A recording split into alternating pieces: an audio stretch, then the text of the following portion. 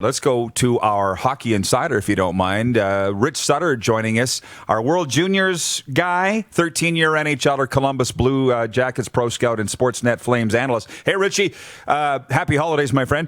Can we start there on Corey Perry to Montreal? What are your thoughts? Well, you knew he was going to end up somewhere. I think that he probably had 2 or 3 offers on the table. I think he probably picked the best spot, obviously, where he feels that this team's got a chance to take a big step forward this year. I hope that come playoff time or near playoff time, he's wrong, personally, for selfish reasons. But the biggest thing is, look, this guy, they're signing this guy to not be the go-to guy during the regular season. They want this guy to kind of get his game wound up to where they feel it needs to be and where he thinks he's at his best, and that's coming down the stretch run when games are most important for this. It's going to be for this group and hopefully a playoff appearance, and that's why he signed there. You know, I know we're going to talk World Juniors with you, but I'm calling up the principals of that Tampa Bay Ottawa trade. For us, it's Braden Coburn, Shaunavon guy, as you know. You predicted there would be insane things happening with the Lightning. It took a little longer, but it finally happened. With one trade on Saturday, Richie, or was it Sunday, the Lightning are under the cap. But that was an earth-shaking move, wasn't it? It was, but I think you go back to last week about the Kucherov injury. I think that really, had they not had this injury with this player and knowing full well that there was going to be some push from management, they can say what they want to say, but if you don't have this injury where this guy does not get healthy and is not able to play without something being done in terms of surgery and being put on long-term IR. There's a lot of things that weren't going to get put in motion. I think with the injury, with the surgery, it allowed them, they say all of a sudden, it was like a Christmas gift, to tell you the truth. And it allowed them to move some things around and get the wheels in motion that was going to make it a lot easier for them to circumvent, get around the cap, under the cap. Without the Kucherov injury, none of these things are going to happen because all of a sudden they're going to have to start giving players away at discount prices to get under the cap. Kucherov's injury clearly put everything in motion, allowed things to happen prior to even the Ottawa trade yesterday. You look at the deal, you go, wow, like look what Ottawa got, and they still come out looking like they'd run out of the TD Bank with a bunch of free money yesterday. No kidding. And here it is. Sens have acquired Braden Coburn, Cedric Paquette, and a 2022 second rounder for Marian Gaborik and goalie Anders Nilsson. So I do think it's a win-win on both sides, no doubt. To the World Juniors, Rich, we're 3 days in. What's your overall assessment of the play and how things have shaken down? Well, I think people got a little jumpy 2 days ago in terms of what happened with the 2 games with the Americans and Canada's wins, lopsided wins. Look, we all know why. We all know Germany was just such a shortened bench. Look, they've got 4 or 5 guys that are not in this tournament simply because club teams wouldn't release players, COVID restrictions. This team just needs to get their lineup back in, even though the bench will be in a roundabout way shortened again today, just simply because of guys not really being able to practice that are now going to be back in the lineup. But look, this happens every year at this tournament. There's always 1 or 2 teams that are a disappointment in some form or way. Unfortunately, because of health reasons, this is happening. But I think yesterday was a much better day. There were good games. You know, Finland needed 3 power play goals to scrape out a 4-1 win. The game last night I thought was outstanding in terms of it was great to see Slovakia push Canada to its limits, even though it's early. But I think the best thing was the best game of the tournament so far. Obviously, was the Czechs and the Russians, and I thought that was fantastic. It goes to show that in a shortened tournament, kids put their put their bodies on the line like they did, especially the Czech kids yesterday, blocking shots, making plays, taking hits to make plays. I thought they pushed Russia. When Russia pushed, they pushed back, and I thought it bode well for the tournament. It's going to make it exciting because you look at Group B and so many teams at 1-1, and now you look at Group A and Canada's going to say, okay, now we got to start pushing the envelope ourselves. And it was good to see them get tested yesterday because, look, they need it. And they're a good group. The only way they're going to come together even better structurally as a group with their way they play and where they want to play is they need to get pushed. And I thought that was a good push from an opposition team yesterday. Well, we'll talk about Group A in a second, but Group B, you mentioned it. Every team's got to win except Austria, but that's Sweden, USA, Russia, and the Czechs. Top four are going to move on. Who's the best team in Group B? Well, if you ask each one of them, they're all going to say they are. There's no doubt about that. And quite frankly, I think it is up in the air right now. I think the most talented team for sure is Russia. I think it's the Yuri Lariano factor with this group. I just think that he's got kids buying in. They'll find ways to score goals. I'll be floored if they don't, and so will the rest of the world.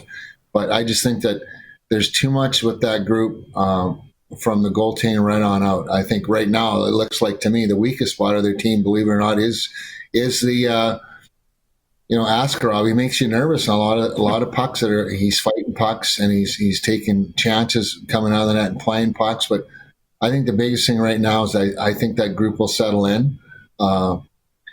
I think the Americans, to me, they lost some important players right the last day or so before coming to Edmonton with COVID situations.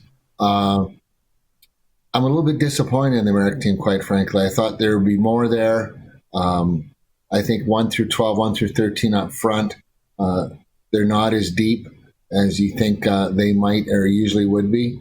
I see a lot of room to grow in that group for sure. So I think that right now, if you were to ask who I thought was the strongest team at this point, I would still say Russia, Rod.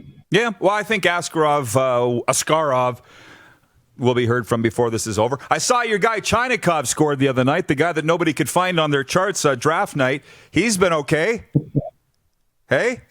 He's been good. He started a little slowly. I think it's like some of these Russian kids that have never played in North America before. It's getting used to the smaller ice surface. And when they realize that they're pretty good players and they can do some really special things with the puck and read plays and have vision and be able to move to make things happen, I think he's really starting to realize that. And I thought he was, again, pretty good last night, even though he didn't get a couple or three grade A chances like he seemed to have in the earlier games. But look, I think this kid is a bit of an unheralded kid, and I think playing in underneath Igor Larionov will really help his game. That's pretty exciting for Columbus moving forward, and I hope he is the diamond in the rough. Steal of the draft, it's appearing now. By the way, Austria, Sweden today at 5 o'clock, followed by Slovakia, Germany. Germany is going to get some guys back. Hey, I got to ask you your take on the route 16-2. The Germans never quit. What was your take on both teams' performance in that game? Well, I started to see some habits creep in that usually happens with young players as the game went on that Canada probably did not like. They're not going to tell the world that. But internally, I can guarantee you that they probably didn't want to see a 16-2 win. But these things happen, and I thought that there were some effects of it in the game last night. I didn't think they started extremely well.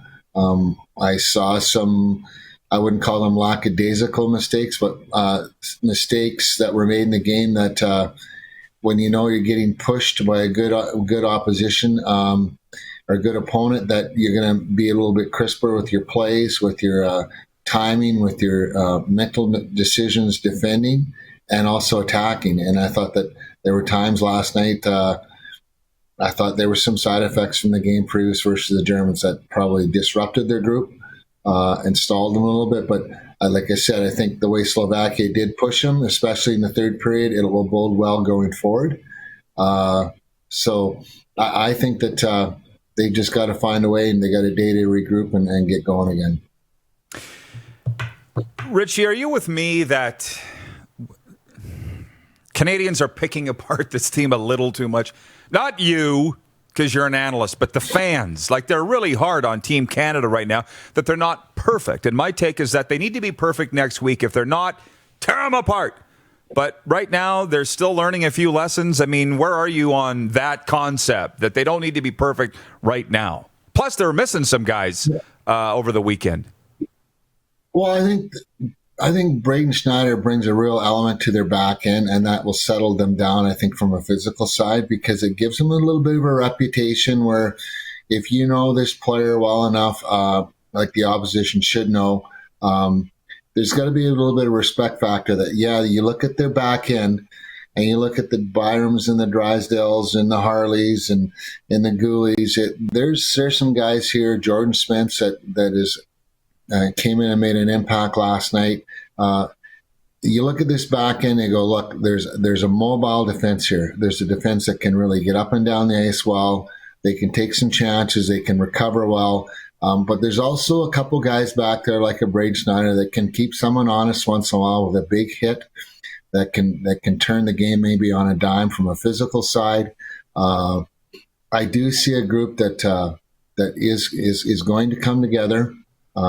Like you said, the games are important now, but they're not the be-all and end-all. You're going to get into the qualifying, but the biggest thing is, look, Rod, it's one and done. So once you get into that area of the tournament, so you have to start getting your game going every day on a daily basis to a spot where you hope when it counts the most, that it's going to matter the most, and you've got enough to make it work. Well, I feel like I'm, to use my brother's term, barking up a dead horse's ass, because they're not to say let the coaches coach. They're not going to do that. They're like Rider fans. You get it, right?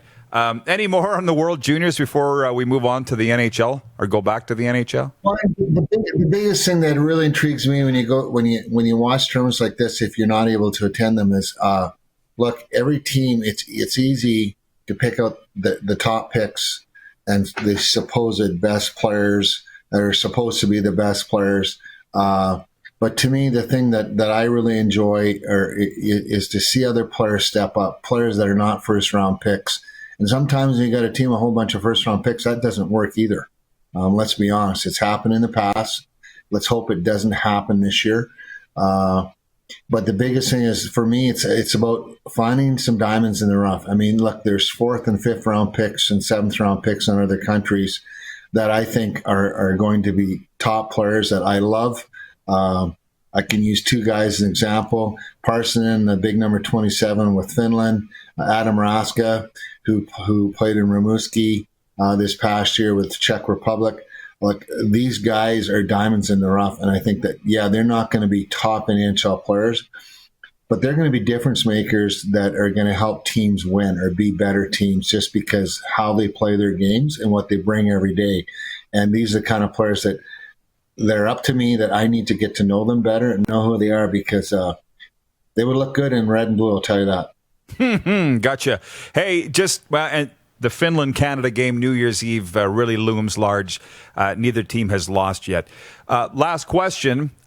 Again, we mentioned it earlier. We kind of skimmed over as a nation that Canada is approving the 7 NHL teams playing in their home cities in Canada. We believe. I didn't even read the story. Did you, Darren? You did? Well, I skimmed over it for sure. I didn't dissect it, I guess, that closely. No one's gone that deep on it. Yeah, what do you know about Canada playing in our 7 markets here beginning January 13th? Well, I think the biggest thing, Rod, I get information from the group, from our team, which has been great. And if you read between the lines on a lot of the protocols and how things are going to be done, the NHL is a smart project, and how they go about doing their things and the protocols that they're trying to put in place. The regulations and protocols, whatever you're going to say it has been brought forward to every group, from coaches, staff, players, even to a degree, how the players are to go home and relay some of these things out to their families and their loved ones. Look, this is a tight situation in terms of there's rules, there's regulations, and you are going to need to buy into them. And I think we have a unique group of athletes and people that run these hockey clubs, that coach these hockey clubs, that think things a little bit differently in terms of what you have to do to be successful, individually and collectively as a group. And I think they're smart enough to realize that you're not to fool around with walking the line or getting on the other side of the line to think how it is, because it's going to hurt your group if you do so. I think we have enough smart people that know very well, not just from the NHL office standpoint, but from individual teams, that they know how tenuous the situation is, how hard it's going to have to be to toe the line. I really see this happening. I really see this group as an NHL doing the right things. Too much is at stake. They've put themselves out on the plank here to walk, to do the right things, and to know to do them and stay in line, because you're going to have to answer in a big way if you don't, and it's going to be answering in a quick way. So I think that we've got this figured out. Let's get through the first week or two, and hopefully there's no issues. And I think if you do, I think if the NFL can figure it out after week 8 or 9, and some teams still can't, I really believe the NHL can learn from it, and we'll figure it out, and we'll do it quite well. Awesome. Can't wait. Rich, this has been outstanding. Thank you so much. We'll chat with you down the road here sooner than later. Yes, and let's hope that our country, our team, our kids come along and get this figured out and keep it going. It's been a lot of fun. Thanks, Richie. Happy holidays. You too. Take care. Our NHL and World Juniors insider, Rich Sutter, joining us from Lethbridge, Alberta. You're watching Rod Pedersen On Demand. For more of The Rod Pedersen Show, visit rodpedersen.com or follow Rod Pedersen on social media.